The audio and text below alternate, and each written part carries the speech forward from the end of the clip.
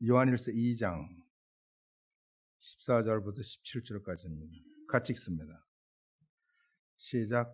아이들아, 내가 너희에게 쓴 것은 너희가 아버지를 알았으며, 아비들아, 내가 너희에게 쓴 것은 너희가 태초부터 계신 이를 알았으며, 청년들아, 내가 너희에게 쓴 것은 너희에게 강하고 하나님의 말씀이 너희 속에 거하시고 너희가 흉악한 자를 이겼음이라.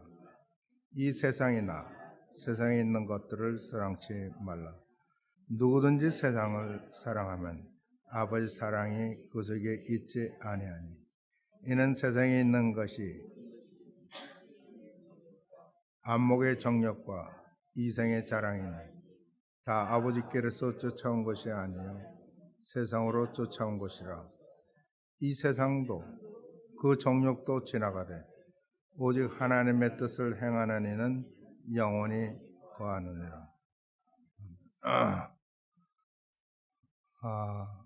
한 가지 아셔야 될 게, 오늘 이 말씀은 불신자에게 주는 말씀이 아니고 신자, 교회에게 주는 말씀입니다. 특별히 요한의 모든 편지서에는 교회에 주는 말씀이기 때문에 회개하라, 그런 말이 없는 겁니다. 복음서에 있고 사도행전에 있습니다. 요한일서는 참 신앙생활을 잘 하고 있는 교회에게 준 말씀입니다. 교회는 오늘 읽은 본문에 하면 세 종류의 성도들이 있습니다. 넘버 원, 첫 번째가 어린아이들, 갓 믿은 지 얼마 안 된 영적으로 어린, 연세와 상관이 없이 예수님을 믿은 지, 영접한 지가 오래되지 않은 분들을 어린아이라 그렇게 부릅니다. 그들에게 이야기하기를 너희 죄가 그 이름으로 사하심을 받았다 말씀입니다.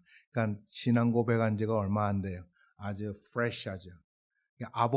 아버지라고 하시는 이는 영적으로 많이 성숙해서 이 청년들을, 젊은이들을, 어린 신자들을 잘 이게 가르치고 훈계하고 따를 지도할 수 있는 분들 이야기합니다. 우리 교회에서는 그분들을 장로라 그렇게 부릅니다. 그리고 세 번째는 청년들인데, 청년들은 마치 대학으로 이야기하면 소포머 같은 사람들입니다. 대학을 freshman, sophomore, junior, senior로 하는 이유는, sophomore라는 말의 뜻은 뭘 배워서 아는 것 같지만 실상은 알지 않는 거야, 다. 그런데 자신은 굉장히 안다고 막 이렇게 뻐기는 그런 형의 사람을 sophomore라 그렇게 부릅니다. 이제 그 정도 되는 사람을 청년이라 그렇게 부르죠. 근데 청년에는 유혹이 많고 여러 가지를 아직도 세상과 싸우고 이렇게 기도를 해도 또 세상에 오고 또 예배 참석하고 전도에도 참석하지만 늘 싸워.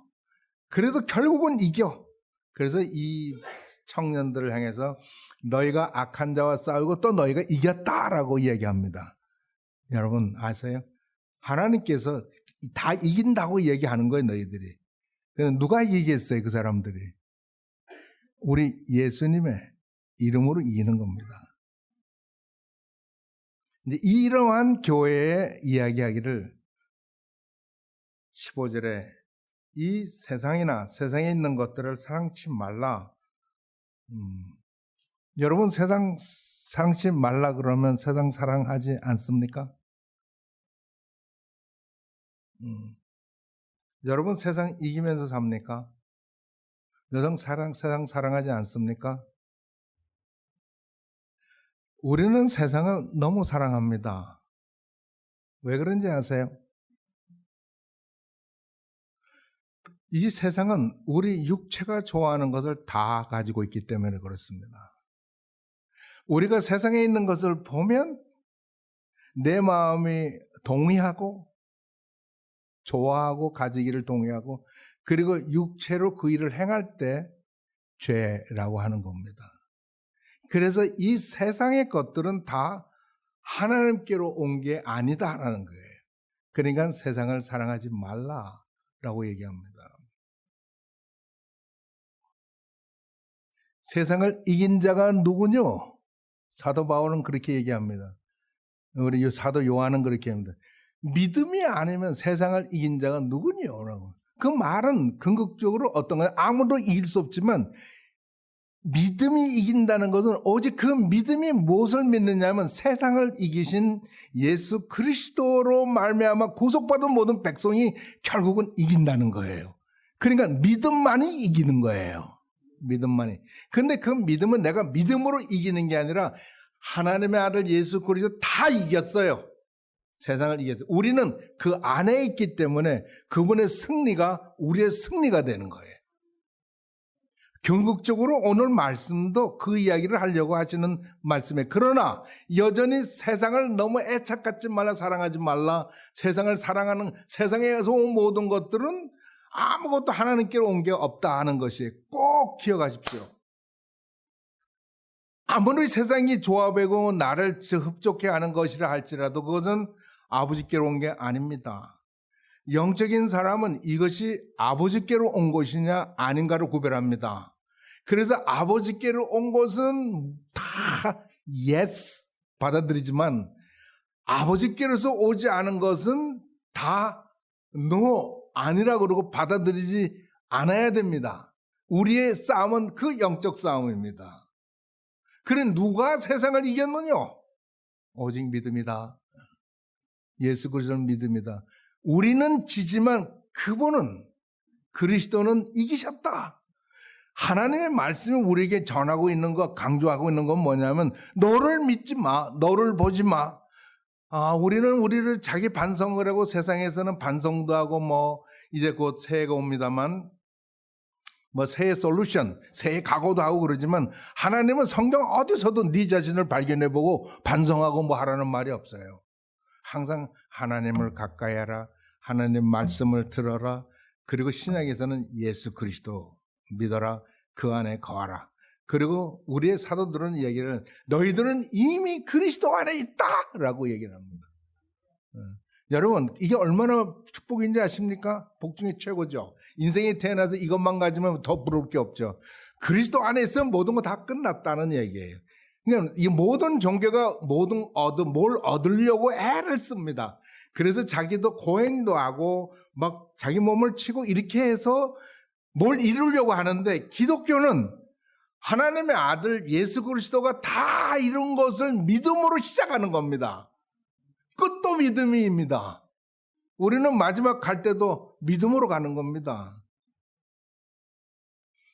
세상을 이야기할 때 세 가지로 이야기합니다. 하나는 육신의 정욕이라고 lust of the flesh라고 그래요. 우리 육신의 정욕이라고. 육신의 정욕이라 한 것을 제가 봤을 땐 이것은 뒤에 나오는 안목의 정욕과 비교해 봤을 때 제가 본 육신의 정욕은 우리 내적에서 일어나는 모든 것들을 말씀한다고 생각합니다. 우리 안에서 일어나는 모든 게 얼마나 lustful, 아주 그냥 정욕적이고 그렇습니까? 그래서 예수님은 이 마음에 대해서 이야기하기를 누구든지 미우면 이미 살인한 자요. 이게 육신의 정욕입니다. 누구든지 여인을 보고 남성을 보고 음욕을 품으면 이미 간음한 자이네. 이렇게 예수님은 정했습니다. 그러니까 이 우리의 육신의 정욕을 이길 수 있는 사람이 없습니다. 이 우주 공간에 인간이 이 세상에 태어난 이에 이것을 이긴 분은 딱 한 분밖에 없습니다. 예수 그리스도밖에 없습니다. 그러니까 이분이야말로 우리의 희생제물이 되기에 넉넉하신 분입니다. 그래서 이분이 피를 흘리셨을 때 하나님께서 만족하셨어요. propitiate라 그래요. 그리스도께서 이루신 십자가 연상은 우리 죄를 사하는 역뿐만 아니라 하나님이 그 피를 보고 만족하셨어요. 됐다. 그 피로 인해서 모든 사람이 구속받기, 용서받기, 하나님의 자녀가 되기에 넉넉하다. 만족하다 이 말입니다. 한 번밖에는 이 정욕을 이긴 사람이 없습니다. 안목의 정욕은 우리의 육신의 정욕 같아요. 우리가 보면서 하는 거. 아까도 말씀드렸지, 죄라는 것은 몸으로 짓는 거고 마음으로 짓는 게 있지 않습니까? 이것은 육신으로 짓는 것 같아요. 우리 눈들이 보고, 돈을 보면 왜 그렇게, 그냥 명품을 보면 여자들은 꼬박 죽잖아요. 자랑이 너무 많아요. 좋아하는 게 너무 많고. 그리고 결국은 이 안목의 정욕에 얻은 모든 것은 자랑하려고 그러는 것들이 있고 숨기려고 하는 게 있고 두 가지가 있습니다. 이 자랑하려는 것을 얘기할 때 이생의 자랑이다. Boastful of the world라고요. 이 세상의 자랑. 우리는 자랑하는 걸 너무 좋아하고 남이 나를 인정해 주는 걸 너무 좋아합니다. 그럼 나 좀 인정해 주지. 그래서 이 글을 쓰고 편지를 쓸 때도 꼭 자기의 명함을 거기다가 자기 직위를 딱 붙여서 주는 걸 좋아합니다. 나를 알아주는 걸 좋아하고.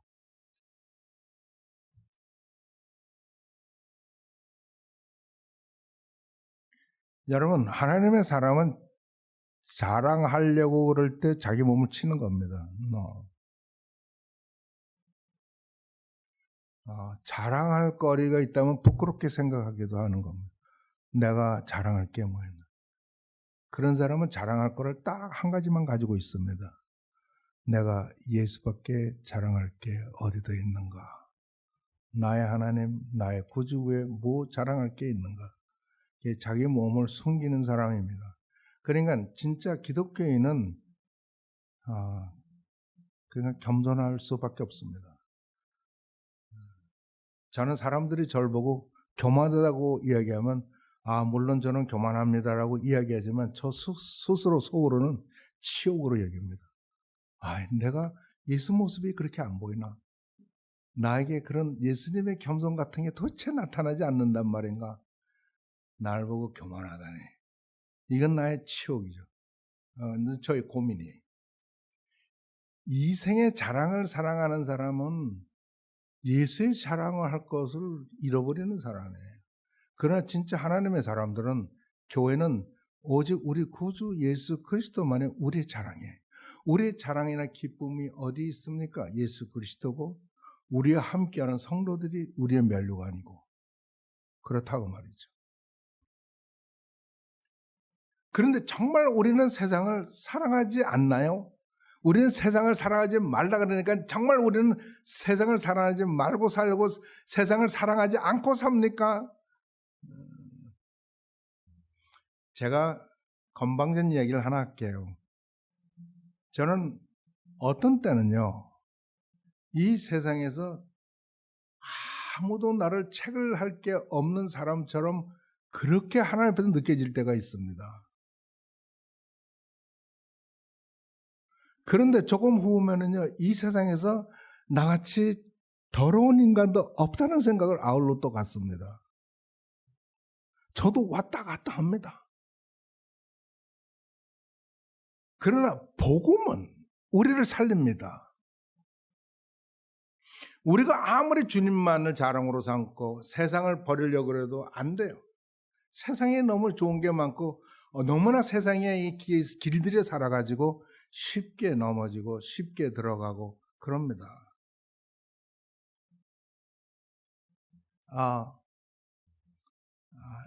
페트라릭이라는 아주 전통적인 글이 있습니다.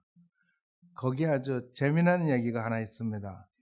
한 몽크, 수도사의 이야기인데, 이 수도사는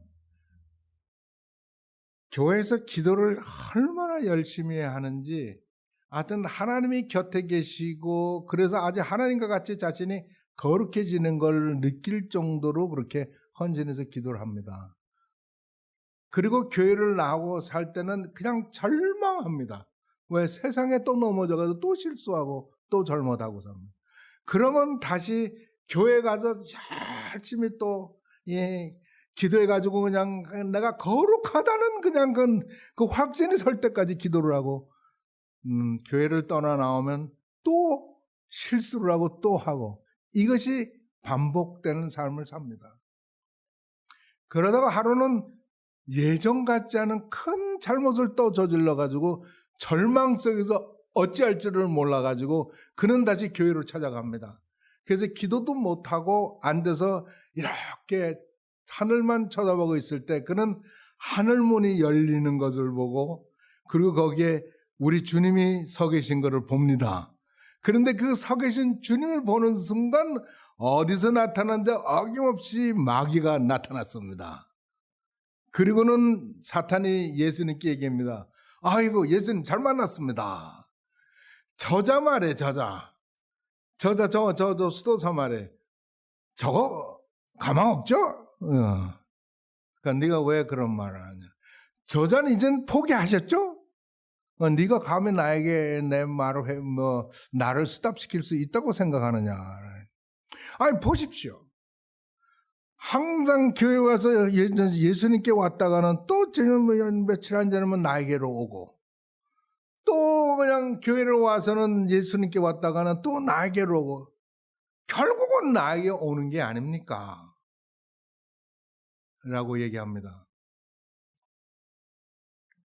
그러니까 예수님의 이야기가 그건 아니지. 저 수도사는 반대로 너에게 갔다가 나에게로 오고 너에게로 갔다가 나에게로 오고 그리고 이제 나는 저에게 확실한 믿음과 믿음의 능력을 내가 주겠다. 그리고 그 수도사에게 믿음의 확신 그 능력을 주셔서 그 수도사가 아주 훌륭한 그런 수도승이 되었다 하는 이야기입니다. 우리가 세상을 살다가 하나님은요 세상에 있는 사람들 보고는 세상 사랑하지 말라 얘기 안 합니다. 하나님의 자녀에게 말합니다. 우리 주 그리스도는요 교회 밖의 사람들 성도가 아닌 사람에게는 세상을 사랑하지 말라 소리 안 합니다. 그러나 주님은 교회의 성도들에게 세상을 사랑하지 말라 그렇게 얘기합니다. 그럼에도 불구하고 우리는 그렇게 세상을 사랑하지 않고는 못 사는 걸 압니다. 그래서 실상은 오늘의 말씀의 결론으로 2장 1절의 말씀을 우리에게 주신 겁니다. 같이 한번 읽어보겠습니다. 시작. 나의 자녀들아 내가 이것을 너에게 쓰면 너희로 죄를 범치 않게 하려 함이라. 여기까지는 세상을 사랑하지 말라고 똑같습니다. 세상에 있는 자들은 사랑합니다. 그럼 주님은 알고 계시는 거예요. 그럼 어떡하라고? 만일 계속해서 있습니다. 만일 누가 죄를 범하면 아버지 앞에서 우리에게 대언자가 있으니 곧 의로우신 예수 그리스도라고 얘기합니다. 그러니까 하나님은 우리가 세상을 사랑하지 말라 그래도 세상을 사랑하는 건 압니다. 다시는 범죄하지 않으려고 그래도 범죄하는 것을 압니다. 그러니까 하나님께서는 그 해결책을 우리에게 하나님이 이미 지혜로 준비하신 그 해결책을 우리 사도 요한을 통해서 가르쳐 주는 겁니다. 만일 누구든지 범죄하면 실망하지 말고 죄에 빠지지 말고 다시 그리스도께로 오라는 겁니다. 하나님 아버지 앞에 우리를 위한 대언자, 변호사, 우리를 대언해주는 변호사가 있다는 거예요.